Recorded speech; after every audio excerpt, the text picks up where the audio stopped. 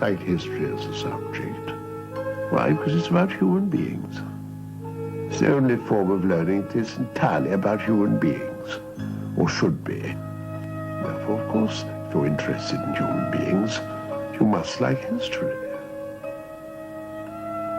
And the fun of history is trying to work out how and why things happen, why and what the human beings were like then. And I always, very, very early on, wanted to write history. I had no particular desire to write novels. Fiction's a bit too easy. You invent it all. History you've got to interpret, which is, I think, a more interesting task. Rather, as I would rather sooner have an old house like this and bring it to life than build an entirely new house.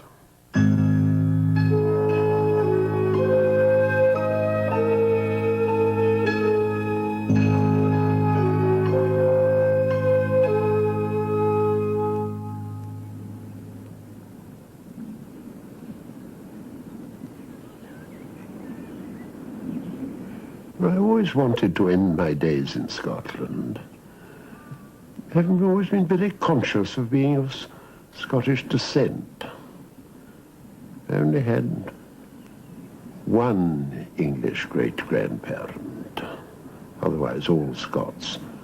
And though I was born in England, indeed both my parents were, we always rather grew up as though we were living, you might say, in partibus infidelium. We were aliens in a rather inferior country. So I feel happier in Scotland. This is where I belong. These are the people amongst whom I belong. And one can't be more precise about it than that. It is just a sort of feeling of being at home.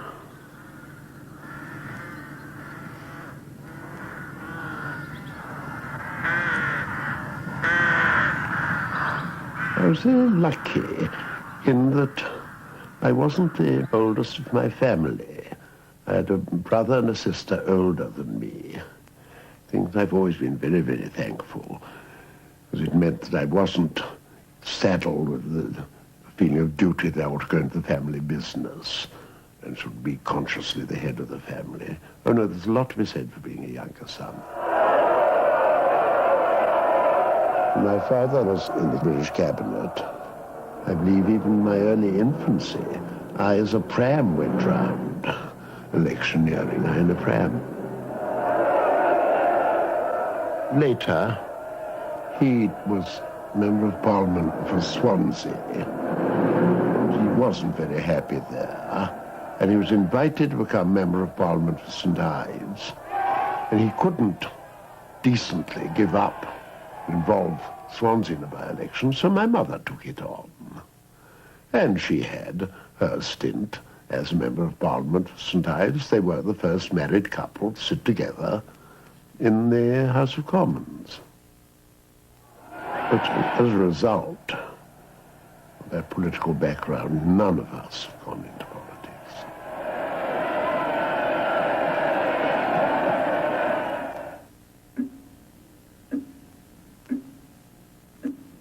I don't remember when I first learned to read. I certainly was reading at the age of 3. And I don't remember beginning to learn French. But Latin, I was 6 when I began. Greek, I was 7. And so I had a good grounding before I went to lose it all at school. It gave me a sort of taste for languages. I'd always preferred Greek to Latin because it was a much more flexible language. And liking the Greek language gave me a great sort of feeling for Greece. Not so much for classical Greece, because that seems to have been taken over by English schoolmasters much too much, but for Greece itself. And as I had a romantic love of the Middle Ages, I'd always had from early childhood, well, it was natural that I should marry them together and become devoted to Byzantium. I don't know what my first contact with Byzantium was. There's a very wonderful book by Deal called Figure Byzantine, which gave wonderful accounts of Theodora, of all the good characters, particularly the romantic lady characters of Byzantine history. And of course I loved that.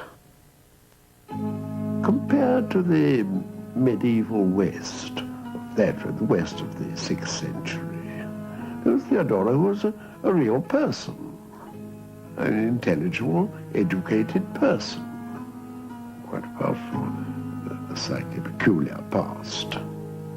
And they became much more vivid to me, and it was a civilization, whereas in the West, there were only sort of glimmerings of civilization.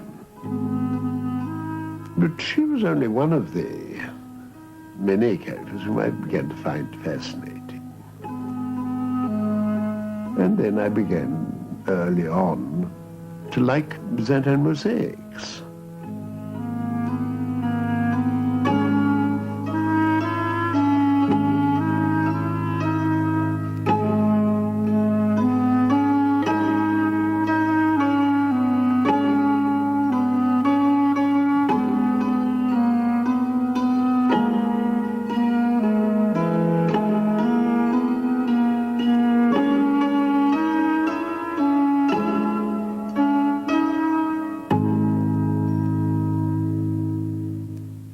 At Eton, as soon as I could, I became a history specialist.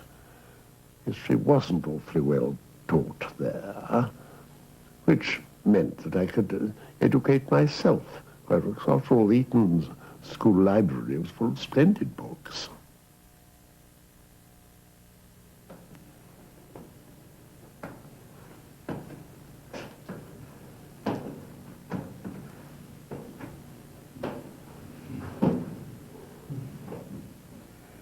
Well, this room is the room where I have all my old travel books.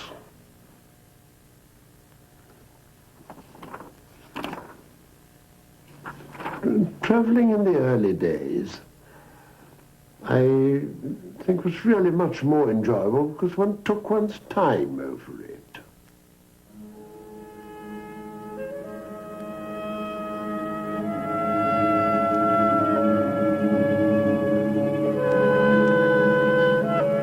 My grandfather had a large yacht, which he used to lend to my father sometimes. And when we were planning the itinerary, he said the one place you must go to and you mustn't miss is Monemvassia.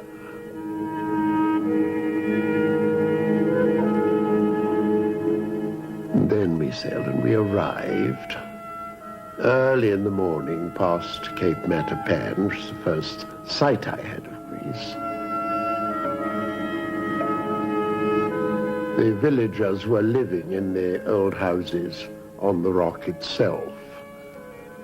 But it was a rather sad, rather decayed place, but very, very beautiful.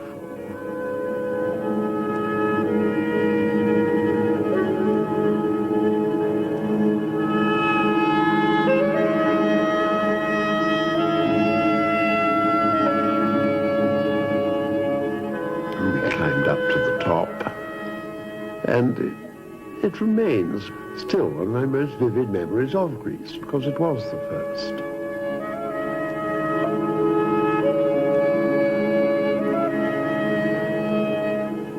And then after that, in 1929, 1930, I did most of my walking over Greece. Because in those days, one walked. Walking with perhaps a muleteer and a mule. It was a wonderful way of seeing the country.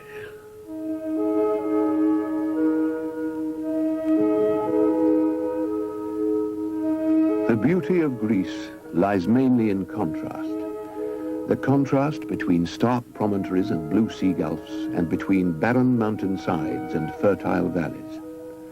Nowhere is the contrast more marked than in the Vale of Sparta, Lacedaemon, the hollow land of the Homeric age. Travelers climb up over the spurs of the Parnan Range, and suddenly there lies below them a valley lush with olive trees and fruit trees, with the river Eurotas winding between oleanders and cypresses, and behind the valley, rising steep from the plain, the sternest and most savage of all Greek mountain ranges, Taygetus, with its 5 peaks, the 5 fingers, covered with snow till late into the summer.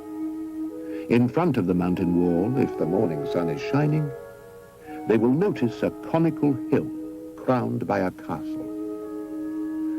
This is Mystra. I first saw an Edward Lear drawing in a bookshop in Cambridge, and I thought it was lovely. And after that, I began slowly to collect them. They are now, to me, a lovely reminder of a country which I love.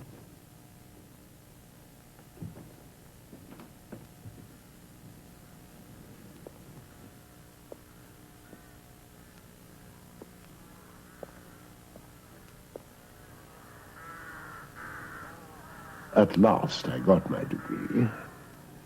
I was able, therefore, to specialize in what I wanted, which was, of course, some Byzantine subject. Well, there was only one person who could advise me on that. It was the then Regius Professor of History at Cambridge, J.B. Bury. But he was a funny, shy, diffident man, and he was not at all welcoming. He'd never had a pupil. He didn't see why he should have one. And so he told me that the whole subject of Byzantium was much too difficult for a boy like me to take on. And he said, anyhow, you can't dream of doing it unless you know the Slavonic languages. So I piped up and said, well, I can read Russian quite well. Oh, and his attitude entirely changed, and he took me seriously. But then I frequently wanted to see him again, and he never, as far as I can make out, ever went to his rooms in college. I don't think he had a telephone, and if he had, it wouldn't have been answered. I wrote him notes, never got any reply, and at last someone explained to me that's because Mrs. Bury didn't think he ought to be bothered, so destroyed letters written to him without giving him a chance to read them. But then I discovered that he went every afternoon for a walk along the backs in Cambridge. It was nearly always the same walk. So I used to waylay him with a notebook and a pencil and ask him questions, most of which he could answer out of his head, or if he couldn't, he would say, I would send you a note, and he did send me a note then. But anyhow, I owe a very great deal to Bury, and it's rather nice to have been not only his last, but in fact his only pupil. Then early in the next term, my second term as a research student, I went to China. It wasn't really very auspicious. Because when I arrived in China, there were civil wars going around everywhere, and quite soon we were besieged in Tianjin by the armies of the Christian general, Fan Yusheng. But amongst the people living in Tianjin at the time, there was the ex-emperor of China, Henry Puyi. The emperor just learnt the piano, but he did want to have someone to play thump thump in the bass. So I agreed. He played things like Baa Baa Black Sheep, Have You Any Wool, and I did thump thump thump thump. And he made mistakes even in that. I didn't think he was destined to be a good pianist. But then after a little we would stop and have a cup of delicious jasmine tea, and he would talk. He told me why he called himself Henry was because he admired the Tudors so much. And he didn't like his chief wife, so he called her Mary after Bloody Mary. But he liked his chief concubine, so she was called Elizabeth. But eventually the Christian troops conquered the city, marched in, singing on with Christian soldiers in Chinese, and the railway to Peking was thereupon opened.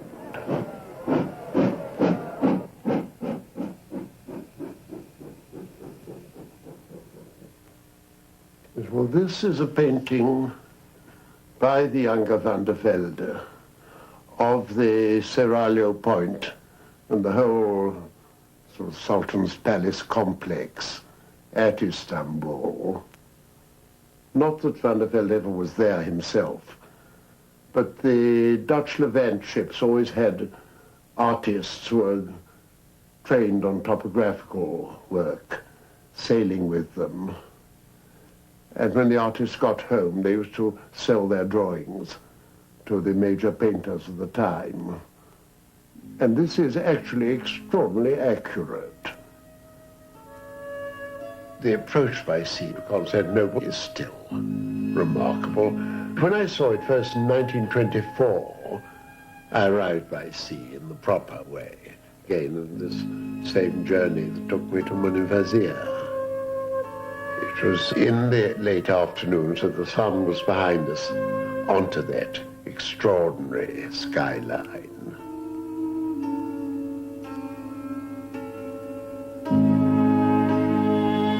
During the bulk of the Middle Ages, Constantinople was the one big town in Europe, except perhaps for Cordova in Spain.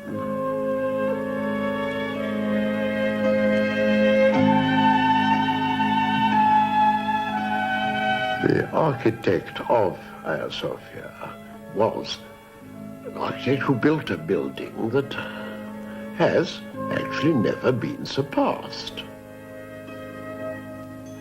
The Romans seem to have achieved their triumphs of engineering as a result of practical, empirical experience. The Greeks enjoyed theory, and they were fascinated by mathematics, especially by geometry.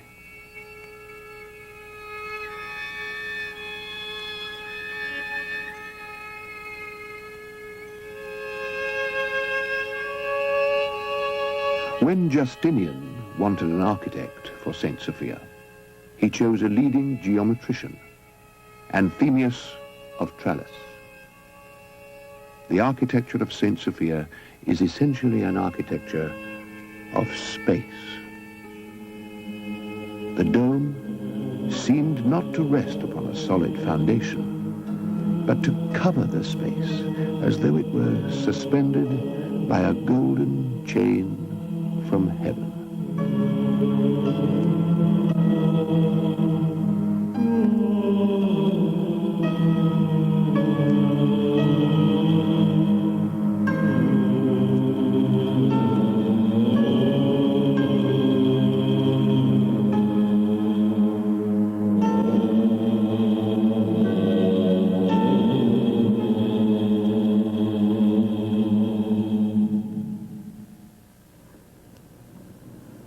When I was in Jerusalem, working quite happily there, one day in Istanbul, President İnönü saw a building that he didn't know anything about.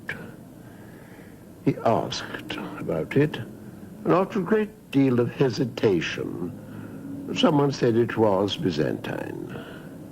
He asked for more information, and no one could give it. And he said that this was disgraceful. Byzantine history is part of the history of our land, and we should be studying it. Find me a Byzantine professor at once. So I came in the middle of the university year to be a professor at Istanbul.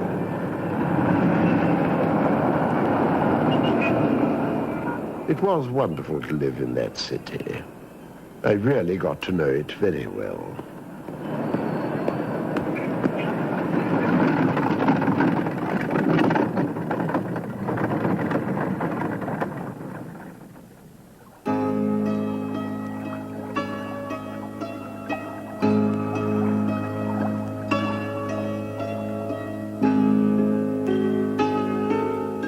I had many friends. One was the hereditary head of the Whirling Dervishes, the Çelebi Efendi. He died suddenly, leaving a son of 16. To be accepted, the boy had to get to Syria to have his knee kissed, the proper mark of allegiance to him, because Attaturk had abolished the tekes in Turkey. I managed to get him a visa, which wasn't easy during the war. So when I went to Aleppo a little later myself, I was met by the dervishes, who whirled for me in their teke and said, "You're one of us." So I'm an honorary Whirling Dervish. I was encouraged to travel about in the countryside. I was already planning a history of the Crusades, and was able to follow the routes that the crusading armies used when going across Anatolia. The Crusades were launched to save Eastern Christendom from the Muslims. When they ended, the whole of Eastern Christendom was under Muslim rule. When, in 1095, Pope Urban preached his great sermon at Clermont, the Turks seemed about to threaten the Bosphorus. When Pope Pius II preached the Last Crusade in 1464, the Turks were crossing the Danube. Seen in the perspective of history, the whole crusading movement was a vast fiasco.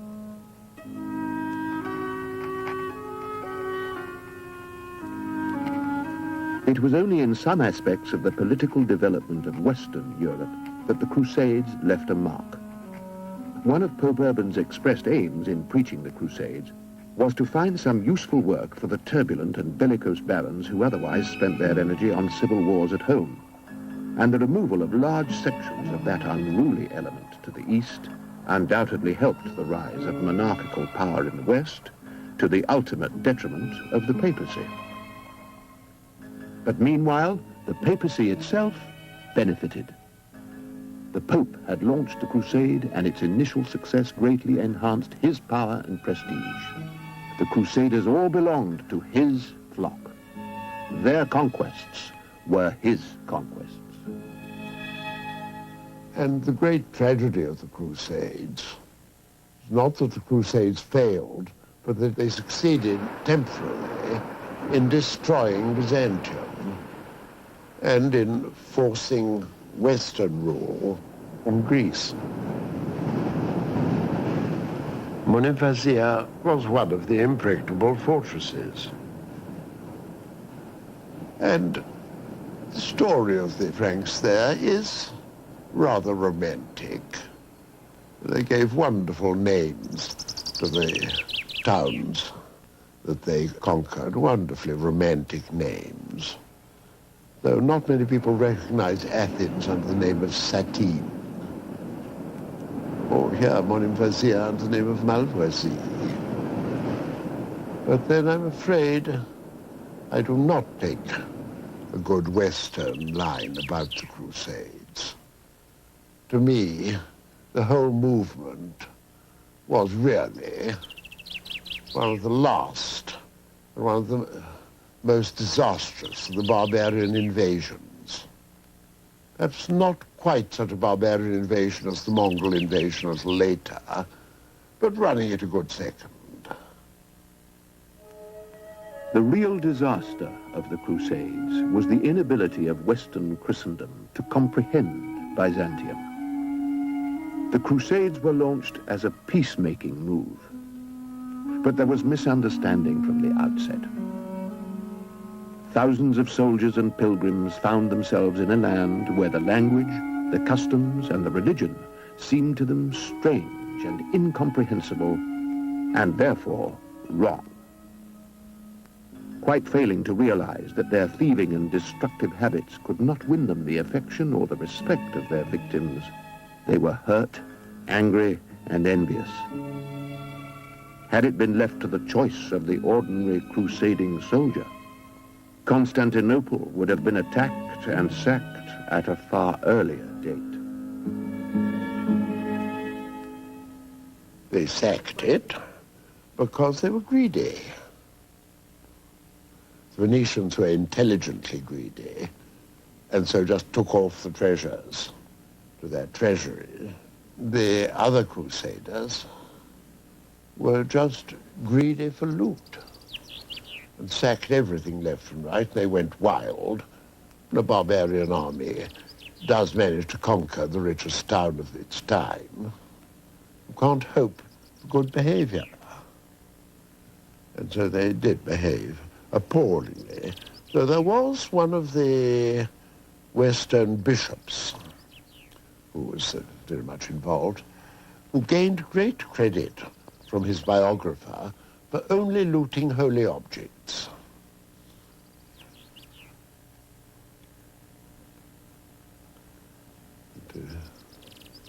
It's a terrible story.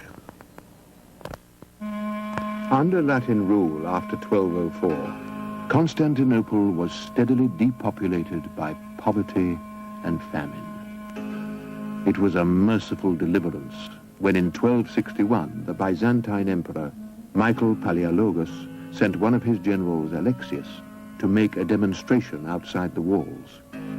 The head man of the villagers living in the suburbs offered to let the troops into the city through an underground passage.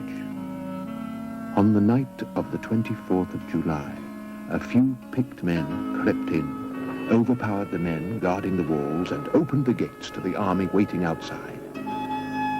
Early in the morning, Alexius rode into the city through streets full of Greeks acclaiming the Emperor Michael. The Latin Emperor Baldwin awoke to find his city lost. A new era of greatness seemed at hand. The wonderful thing about this city is the configuration of water and of land. And when the first sailors from Megara in Greece came here, they saw the same land and water that we see now, that sickle-shaped or horn-shaped harbor that we call the Golden Horn, which was a marvelous place where a huge fleet could lie in anchor, and which was protected by a chain that was fixed up in times of war. There were dangers all around. The restored Byzantine Empire, with a constant threat from the West, needed more money and men than it possessed. It economized on the eastern frontier until it was too late, and the Ottoman Turks had broken through with the defenses. Mehmet II's face was dominated by a pair of piercing eyes under arched eyebrows, and a thin, hooked nose that curved over a mouth with full red lips. In later life, his features reminded men of a parrot about to eat ripe cherries. His manner was dignified and rather distant, except when he had drunk overmuch. But he would always be gracious, even cordial to anyone whose scholarship he respected, and he enjoyed the company of artists. He was notoriously secretive. It was impossible to tell what he might be thinking. He would never make himself beloved. He had no desire for popularity. But his intelligence, his energy, and his determination commanded respect. No one who knew him could venture to hope that this formidable young man would ever allow himself to be deflected from the tasks that he had set himself to perform, of which the first and greatest was the conquest of Constantinople. His keen eye saw how useful it would be to build a fortress over the Narrows opposite to Anadolu Hisar. The castle, now called Rumeli Hisar, was completed on the 31st of August, 1452. He issued a proclamation that every ship must pause off the castle to be inspected. Any that disobeyed would be sunk. By April 1453, the whole Turkish army had arrived outside the walls.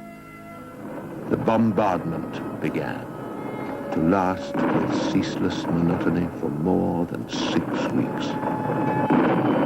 Against the Sultan's army of some 80,000 men, the great city with its 14 miles of walls had to be defended by less than 7,000.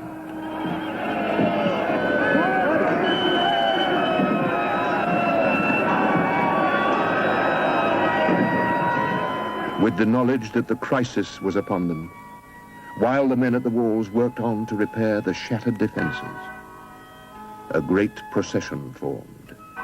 The bells of the churches rang and wooden gongs sounded.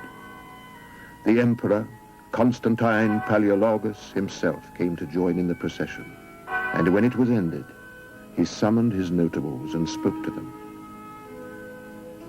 He said he was ready to die for his faith, his city, and his people. He then walked slowly round the chamber, asking each one of them to forgive him if ever he had caused offense. They followed his example, embracing one another, as men do who expect to die.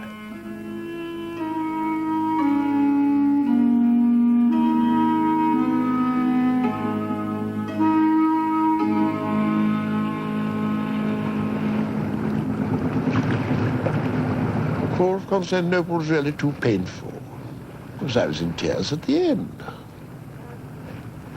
The sad story is a sad story.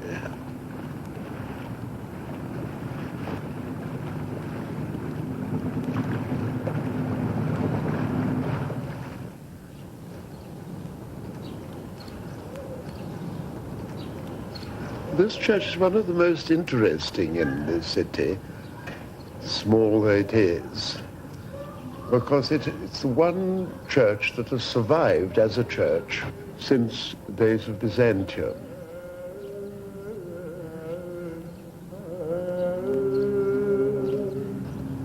Traditionally, it was founded by a rather charming lady who was known as the Lady of the Mongols, who was the illegitimate daughter of the Emperor Michael VIII, and was sent to marry the Khan of the Western Mongols. After the conquest, the conquering Sultan got a Greek architect called Christodoulos to build him the mosque that bears his name. And as a reward, Christodoulos asked if he could have a decree leaving the church in the hands of the Christians forever, because it was his mother's favorite church.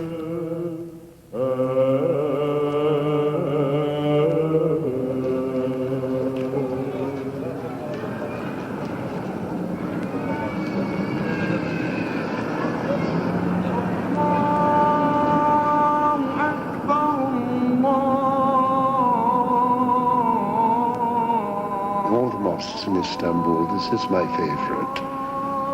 I think it's one of the most perfect examples of that great architect Sinan's work.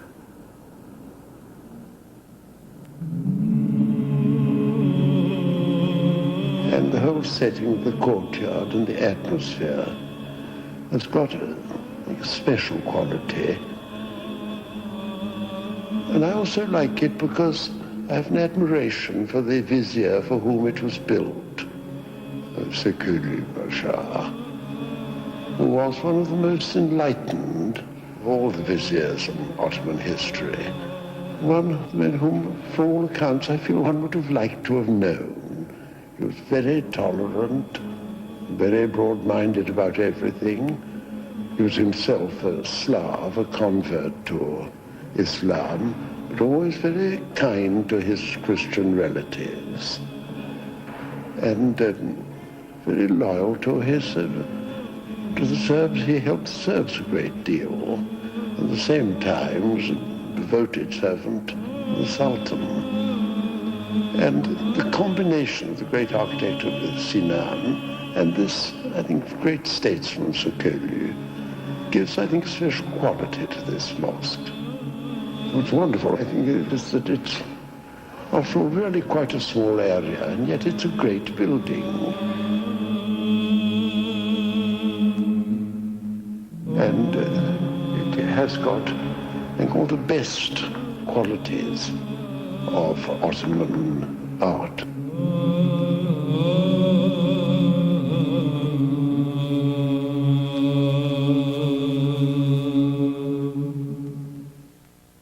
I do think it's a wonderful irony that the Turks insist on calling the city Istanbul, which is a Greek word. The Greeks insist on calling it Constantinople, which is a Latin word.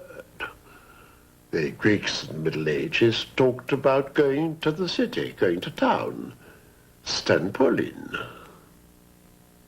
which became Istanbul. I rather enjoy those ironies of history.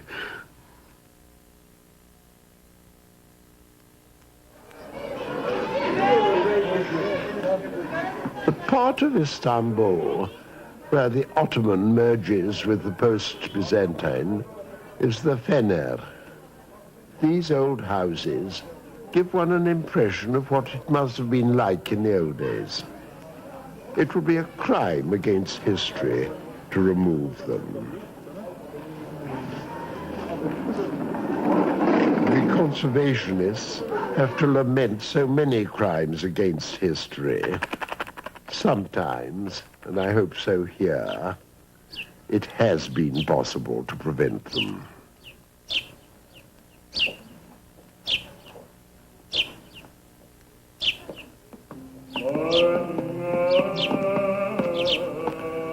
When I come to Istanbul, I like visiting these humble surroundings where there lives the senior patriarch to millions of Orthodox Christians around the world.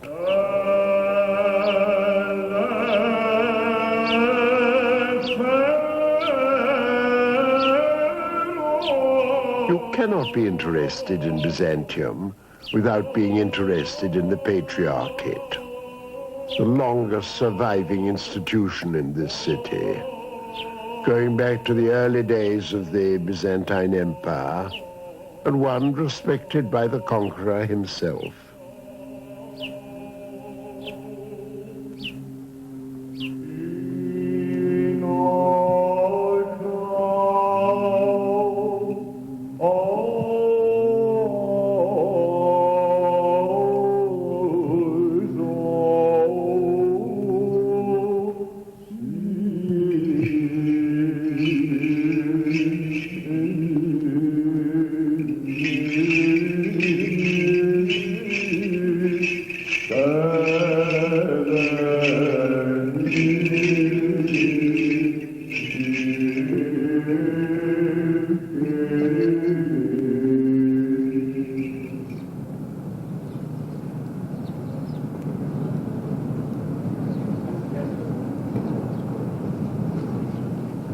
Είναι ωραίο πράγμα, γιατί η πόλη εκτός από τις θρησκευτικές ομορφίες έχει τις ηθικές αξίες που έπαιξαν μεγάλο ρόλο στη ζωή και θρησκευτική πολλών λαών.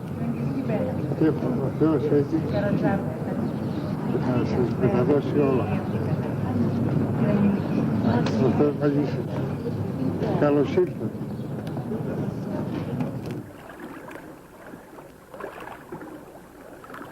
The truth is, however, that even before the conquest, Hellenism was flourishing less in the capital than in Mystras in the Peloponnesus.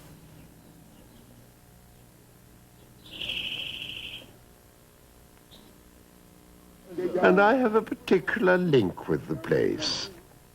A member of parliament for that whole region of Sparta thought Mystras a suitable place for a street to be named after me. Now, how do you repay this compliment? The only way was to write a book about it.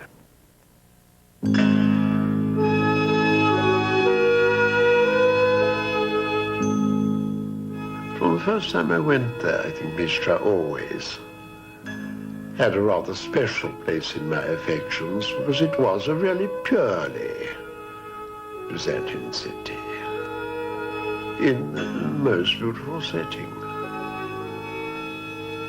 And that great hill and the Frankish castle on top. And there's enough left, I think, to stimulate your imagination. You can already picture it almost as an inhabited city. The view over the Vale of Sparta is lovely.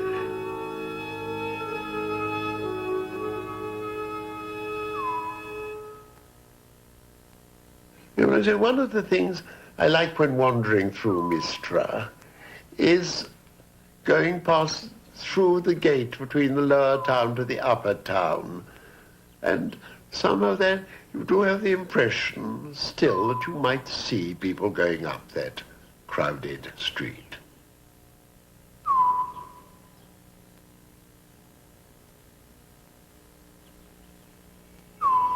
Mystras was really, for a brief time, one of the great intellectual cities of the world.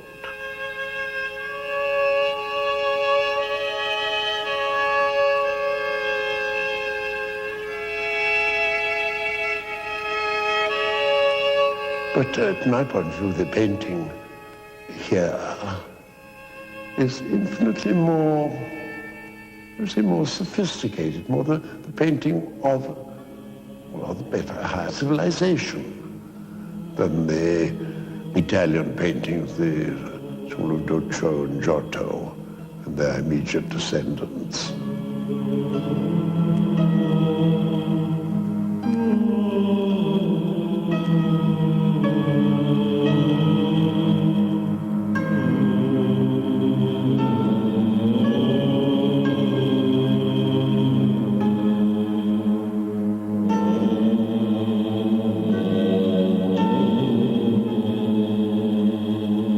And then you get out to that fine sort of piazza in front of the Palace of the Despots, where obviously all the public life of the city was concentrated. It was probably there that the philosopher Platon lectured to his pupils. Then again, it doesn't require a great deal of effort to imagine. But here, the Westerners had discovered about ancient Greek philosophy. Now they found they could have access to the original texts and meet scholars whose tradition had always been to study the texts. And Platon, above all, was known for his knowledge of Plato and Platonism. It was some time after that the Platonic Academy in Florence was founded. But when it was founded in the memory of Platon. So obviously, and that's an obvious example of how the Greek world did help on the Italian Renaissance. It's perhaps interesting to note one of the best geometricians in later Byzantine history was the despot Theodore II, who lived here in Mystras. He was rather annoyed when he was made to marry the Italian lady Cleope Malatesta. And at first she had rather a difficult time, but she was nearly as highbrow as he was, and so it ended up rather a happy marriage. One must remember, too, that the Byzantines were excellent at geometry. And the actual construction of these churches is very carefully designed from their geometrical knowledge so that ideally a Byzantine church doesn't need buttressing. The these small Byzantine churches in this Greek cross plan, it's an awfully suitable place of this type of worship. Wouldn't do for the Western churches. Because the nature of the difference in the liturgies and the difference of the whole attitude. West wants to aspire. The Eastern Church wants the building to be an ideal setting, ideal microcosm of the universe. Therefore, we don't want soaring towers that the West liked. And what I think is wonderful about this later Byzantine art, they somehow managed to make these very small buildings have a sort of almost universal connotation. And that is largely done through the decoration. Of all the churches in Mystras, I think this contains the most impressive frescoes. The fresco painters were always conscious of where the fresco was going in the building. And everything was adapted. Right there, I mean, the way they adapt figures to the curves of an arch is very deliberate, very consciously thought out. And if you look at that great fresco of the Nativity, which I think of all the single frescoes in Mystras is the most impressive. The Virgin's dress, almost as though it were made of mosaic. It's been so luminously painted. And the angels up on the right are really flying down to welcome the young Christ.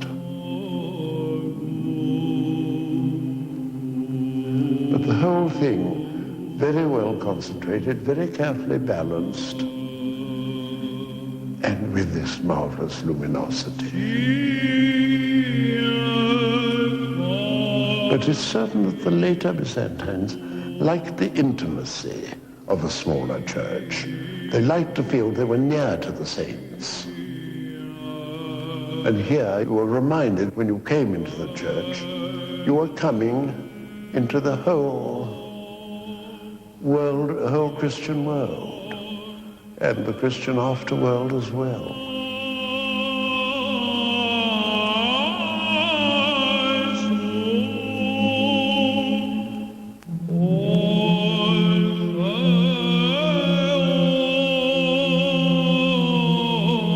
You see that the luminosity there sort of prevents the walls being hard barriers, but turns them into almost passages into the greater reality.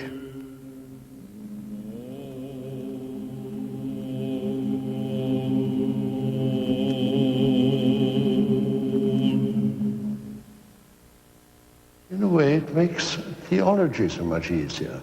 And the Western churches, with their legalistic minds, say you shall believe this, you shall believe that, down into great detail. The Eastern Church insists on certain belief, that if you're going to have the doctrine of salvation, you must have the doctrine of the incarnation and so on. After all, the whole point of Eastern theology, I think, is its apophatic character. And for those of you who don't know what apophatic means, it means that all we know is what we don't know. If we knew all about God, we wouldn't need him. But we don't know. And all we really know is the limitations of our knowledge. Well, that's a much humbler and wiser attitude towards God than most of the Western churches achieve.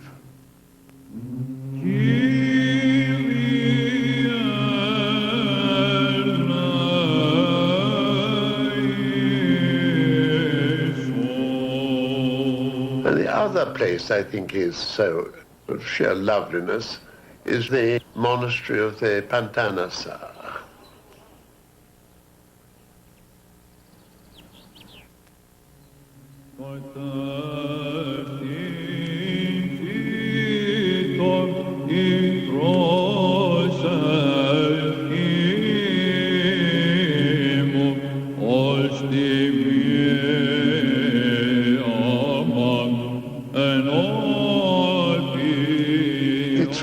pity that now most Byzantine churches are museums, and we never see them as the worshippers usually saw them.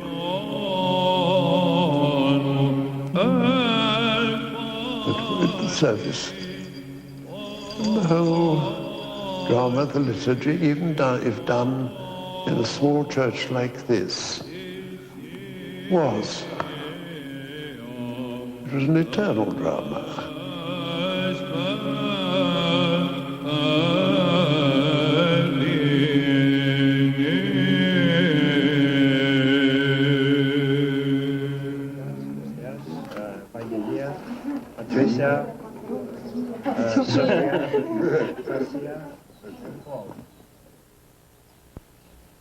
I'm much too old ever to go up to the castle again, but wonderful, the view there, and the view of the ravines. But it's sad, as all things that were lovely once and are now in ruins are sad. But the sadness isn't somehow melancholy. It's only sad because the passage of time is sad.